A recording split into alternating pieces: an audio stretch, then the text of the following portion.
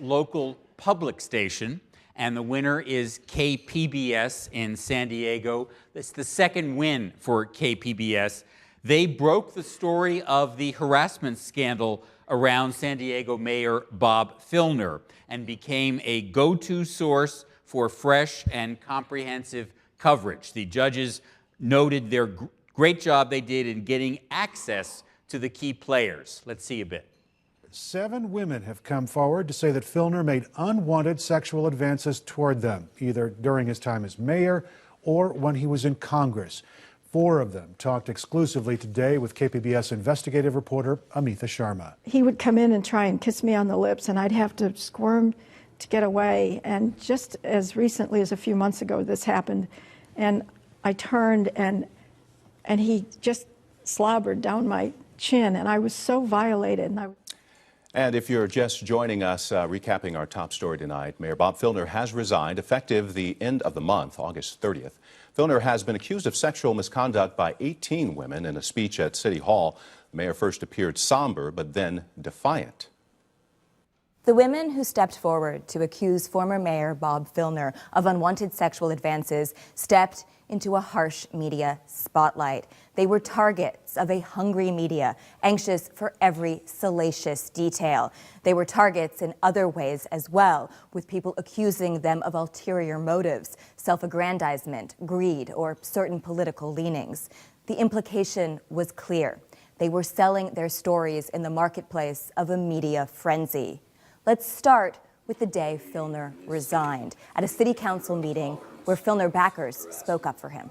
I was brought up to be a strong woman and to immediately put a man in check if he was getting out of hand, not to wait and jump on a political bandwagon. Why women don't come forward is because they understand the disparity in power.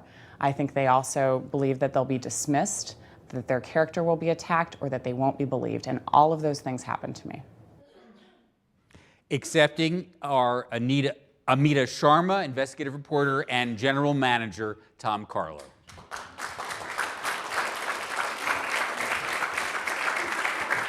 Congratulations.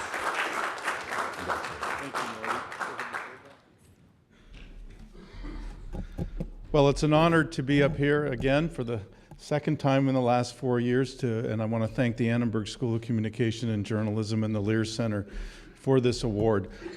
Just a little background.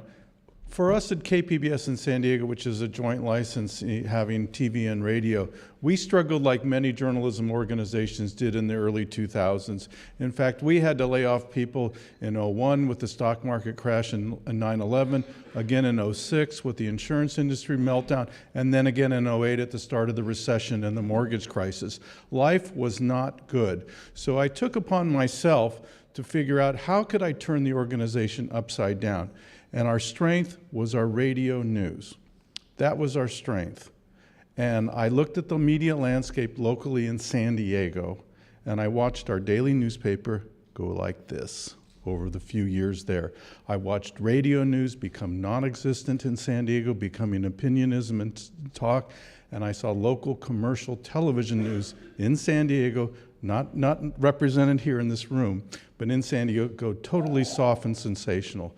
So I said, we're going to become a news organization, and we're going to put that news on every platform, including TV. And we've had the most successful 6.5 years since that moment, because we are now the most trusted news organization in town.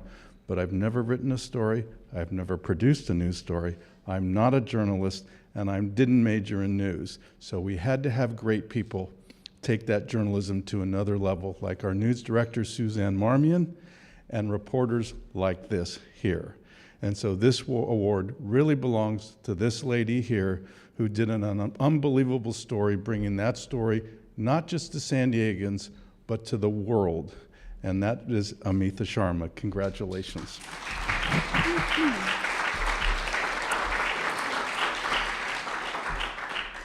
Well, I'm very heartened that you recognize the importance of investigative reporting, and I'm so proud to be a part of the investigative reporting team at KPBS. But I will say, it is with mixed feelings that I stand here, and that is because there was nothing uplifting or life-affirming about this story, because the Bob Filner story was about a deeply flawed elected official, about the downfall of a deeply flawed elected official, and the women who showed such bravery in coming forward despite their reluctance, and ultimately having felt so exposed by the process. They are the real courageous figures without whom this story could not have been told, and I thank them. As odious as this story was, it was our responsibility, our job to cover it. And I'm grateful that you celebrate news outlets who do this kind of work. I have to thank Tom Carlo, our general manager, who has made investigative reporting a top priority at KPBS. My news director, Suzanne Marmion, who gave me the green light to pursue this story 6 months before it actually broke. My editors, Mark Sauer and Lori Hearn, and my daughter, who is 12 now. Her name is Serena, but she was 10 when this news story unfolded in the summer of 2013. And she had to go to a summer camp, but I could not take her to summer camp. I had to take her to work at 5:30, 6 in the morning to get onto the newscast, and she was with me those 12, 13, 14-hour days. She was with me over the weekend when I was on the phone nonstop trying to coax people to talk to me, trying to nail down facts. So she was a real trooper. There were some meltdowns along the way, but I'm lucky, so honored that I am her mother. And Dan Lawton, who, despite the fact that I'm a Trojan, went to USC, and he went to Notre Dame, he saw fit to fly across the country and share this moment with me. Thank you. No, you take it.